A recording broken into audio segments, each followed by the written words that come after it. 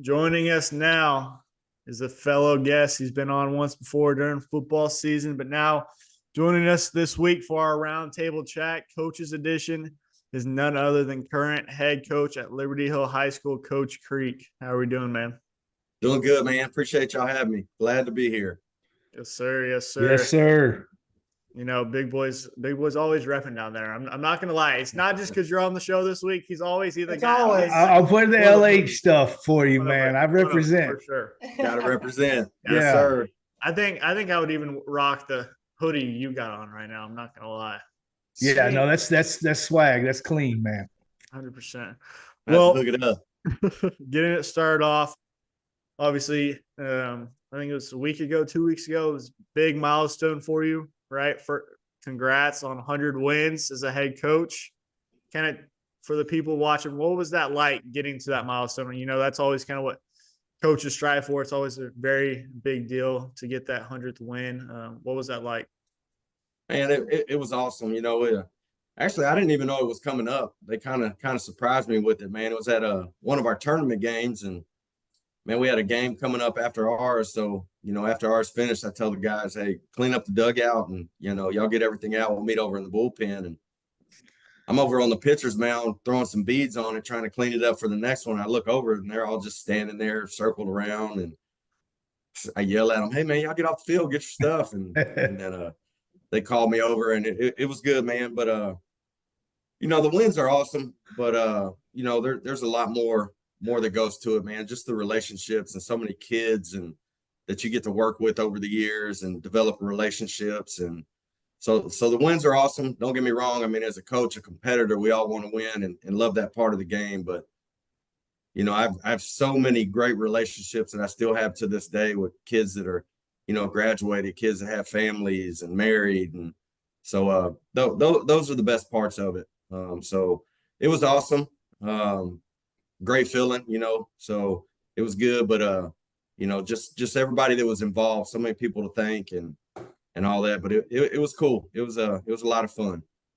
Yeah. First off, I just want to congratulate you on the 100 wins. That's good. But over those 100 wins, what are some of the most significant lessons that you've learned along the way? Man, you learn a lot over time. I think sports have changed a lot. From when we grew up to now, it's more just, building solid relationships with people. Back in the day, our coaches would rip our tail and, it didn't really bother us. We just kind of took it and moved on and we learned from it. And, early in my career, I would preach to my kids, hey, man, hear the words coming out of my mouth and not the tone of my voice. And I think it's hard for some of those kids these days. So, adapting to times, changing, just building solid relationships. But, I've learned a lot from so many coaches. I've learned a lot through mistakes I've made with kids that have helped me today be a better coach and a better person. So, a lot of life lessons and things learned over time. And, I think if we're not learning, we're cheating the kids. So try to learn something new every day and grow. So it's been a journey and it's been a lot of fun though. Yeah, no doubt. And so what do you consider the most important quality or qualities, for a kid that you're coaching, that they can possess? Man, the one quote I use with all my kids, and I think they get tired of hearing me talk about this guy because he's a basketball player, but I always go back to Michael Jordan. We grew up, I still think he's the GOAT of any sport that's out there. I mean, the most competitive person I've ever seen compete, his drive, his desire. So I lean on a lot of what he says, and I send it to my kids all the time. And Michael Jordan said his best quality as an athlete was being coachable. And I think that's the biggest thing kids can do is be coachable. Us coaches don't know everything. I tell them all the time, we'll try stuff. If it doesn't work, then we'll try something else. But kids can't be afraid to change, right? They have to be comfortable being uncomfortable. So I think being coachable is the biggest quality they can have. And right after that is just straight out being a competitor. Be a competitor, man. The first thing I bought when I got to Liberty Hill High School was a sign I put in the dugout. And it says, you might not ever be the most athletic person in the room, but you damn sure can be the most competitive. So, you know, we talk about competing in everything we do, the classroom, on the field, in the weight room. I don't care what you're doing, want to be great at it and love to compete. So I think those two things are the biggest for me as a coach, being coachable and just flat out being a dog and being competitive. Yep. For sure. Well, looking at your squad you got this year, it's another very talented team over there at Liberty Hill. What do you consider to be the strengths of your team this season after starting off, which, correct me if I'm wrong, from what I could find, I think it was 13-2. Is that? We're actually 11-3-2 right now. See, so the internet doesn't know anything. The internet, I was looking too. I saw 3 different things. I was like, I'm not going to bring it up. No. Yeah. So there's that. So kind of what's that strength of the team looking like this year? Man, I tell you what, we got some guys that toe the rubber and just compete, man. We don't have any, you know, super overpowering people on the mound, but the guys that we throw up there, they fit in exactly how I want to be as a coach and as a team, man. They pound the strike zone and they challenge people. So, you know, our starting pitch is pretty good, and I think we play really dang good defense. You know, we stress being able to play catch every day, being great at playing catch. You know, and we'll find ways to score runs. You know, we're not swinging it the way we want to right now, but we can get better at that, and we'll continue to work at it. But you know, overall, we have some pretty good senior leaders. We're not very senior heavy, to be honest with you. We're actually a pretty young team, which was a little scary coming into the season this year. I was a little worried with our youth, but the guys that we do have that are senior leaders, man, they're doing a great job. We have actually some sophomores that are stepping up and leading. So that's been really good, but just love the group of guys we have, man. They fight for each other and they're all in together. And that's all we can really ask for as coaches, man. They're throwing haymakers together. So it's been a lot of fun so far. Yeah, that's good. The game is changing, and with that, it's technology is changing. So Yeah. what role do you believe technology plays in the modern baseball coaching, and how do you integrate it in your coaching methods? I think technology is huge. I'll be honest with you. I don't use it a whole lot. I just don't, man. One, it costs a lot of money. Two, I think people buy into numbers, you know, and numbers are important and they can tell you a lot, right? They really can. So that part of technology is huge. But I think people look into it too much. You got hitters that are jumping in the cages trying to get their exit velo off a tee.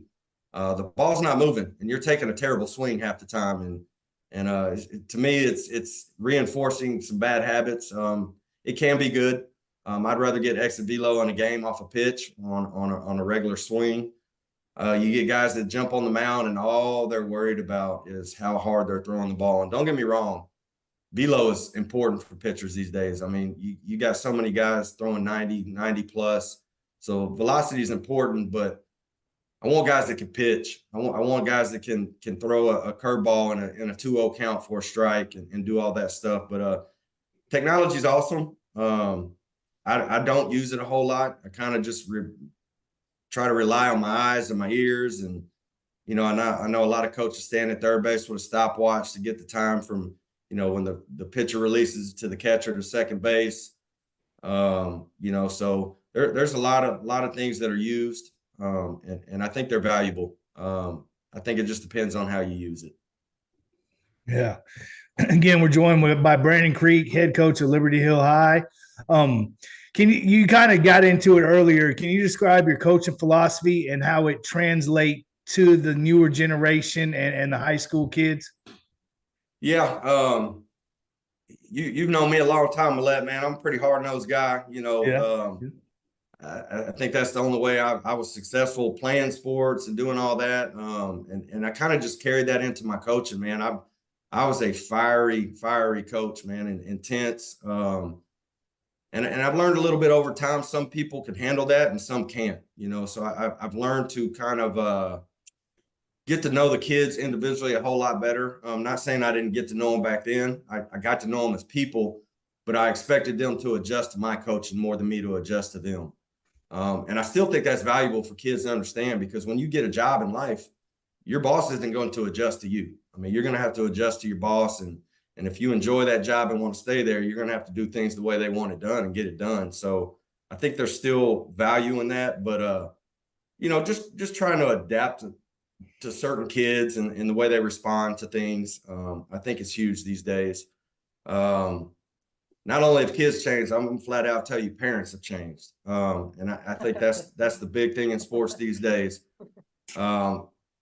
I'm still old school. I'll tell our parents in our parent meeting, I know half of you will like me because your kid will play, and half of you won't like me because you don't like the playing time your kid gets. But I think adapting to the kids these days and just trying to love them up a little bit more and help them understand that, man, we're here to make them better, not only players but people. I think it's the most important part. And life's tough. Life's tough. So I want them to understand that, you're going to have adversity. You got to be able to handle it, grow, and move forward. So I think that's been the biggest change. Yeah, and kind of piggyback off that, how do you support players who aspire to play baseball at the next level, at the college level? Oh, man, we talk about that every day. I want our kids, I want our kids to have goals and dreams, and I want them to strive to meet those goals and dreams. We talk all the time about it. Our practice, we want to win games here at Liberty Hill. That's our job, to represent our school, our community, our program. So we want to win as many games as we can, but our practices and a lot of things we do, we want to develop our kids to be able to play at that next level. So we try to do everything we can as high school coaches. We'll reach out to coaches, talk to them, send emails, different things like that. But the recruiting landscape is all select baseball now. College coaches can show up to a tournament in Houston, Atlanta, California, wherever, and they can watch hundreds of kids at one place. So very rarely will you find college coaches at a high school game. They'll show up to some of the tournaments because there's multiple teams there if they're there to watch a couple kids. But we'll do everything we can for our kids. I want them to go play at the next level if that's their goal. And we also stress to them now it's harder than ever to play college baseball with transfer rules, NIL, all that. So if that's a goal of theirs, we stress to them that you're gonna have to put in some work, man. You go in as a 18-year-old freshman, and you're playing with 22, 23, and 24-year-olds now these days. So if that's where they want to go, man, their heart, their desire, and their work has to meet it. So, but it's good to have goals and dreams and chase them all you can. For sure. Yeah, no doubt. And kind of on that, with the team chemistry and stuff. I know some coaches do, goofy things and all that. Do you have any, particular things that you do to maintain that team chemistry throughout the year and the season? Yeah. We do varsity. We do team breakfast on Fridays. So yeah. we'll get together on Friday game day for breakfast, hang out, just chat and try to spend some quality time together. All three of our teams do team dinners throughout the week. They do them on Wednesday nights, just to get the guys together outside of the field. We try to do as much as we can, but not take it overboard. You know what I mean? They spend a lot of time together every day. So, with us coaches, the players, we're together all the time.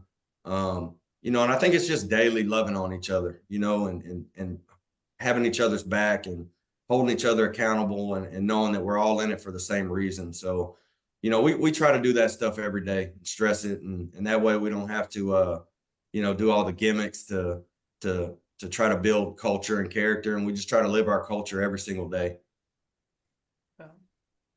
Love it. I love it. That's a big piece, especially now, like you said, the kids and landscapes changing. So yeah, you got to figure out some way to get it. But final question I have for you myself, obviously, being a head coach now for a while, everyone's goal is to go to Round Rock, right? State championship, play for that. Yep.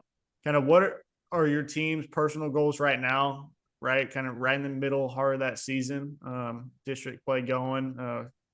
So what are those goals kind of looking like? And what do you think needs to happen for y'all to achieve those to end up at the Dell Diamond to finish the year?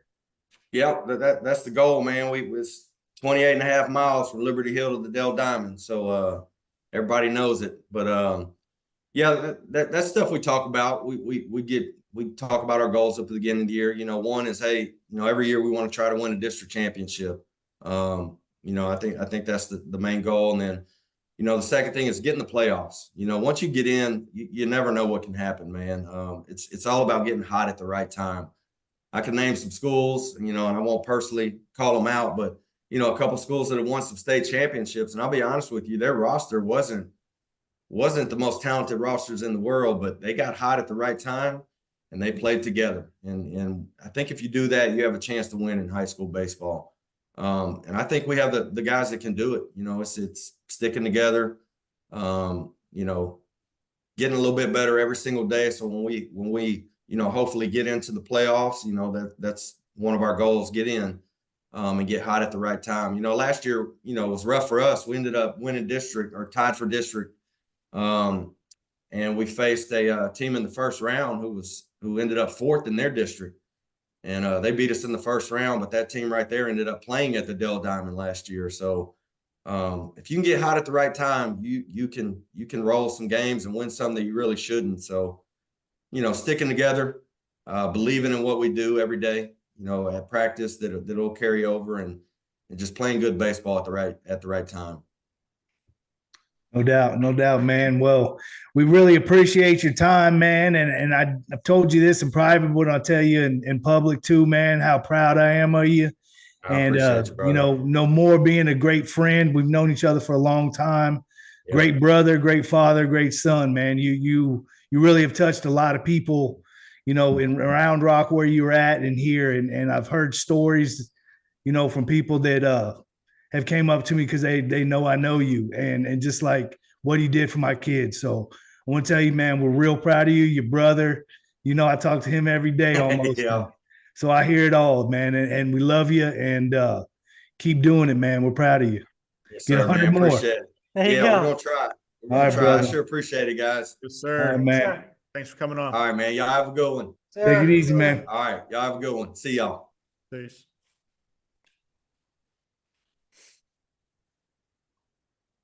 He don't know how to cut it off. Ain't that smart? We'll see y'all later. All right, man.